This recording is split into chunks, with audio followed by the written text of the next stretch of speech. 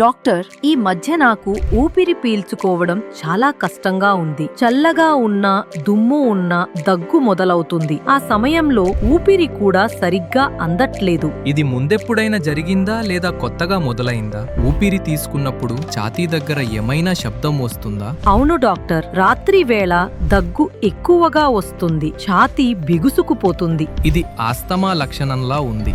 దుమ్ము, పొగ, చల్లని గాలి, అలర్జీలు వల్ల ఇలా అవుతుంది. కానీ భయపడకండి, ఇది కంట్రోల్ చేయొచ్చు. సరైన మందులు, ఇన్హేలర్ వాడటం, డస్ట్ కి దూరంగా ఉండటం, క్రమంగా వ్యాయామం చేయటం వలన మీకు ఈ సమస్య క్యూర్ అవుతుంది. ఒకవేళ తగ్గకపోతే ఊపిరితిత్తుల పరీక్ష కూడా చేస్తాం.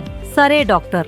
ఇక నుంచి జాగ్రత్తగా ఉంటాను. చాలా బాగుంది, మీరు సమయానికి వచ్చారు. సరైన చికిత్సతో దగ్గు, ఊపిరి సమస్యలు తగ్గిపోతాయి. మీరు మళ్ళీ సులభంగా ఊపిరి పీల్చుకోగలుగుతారు.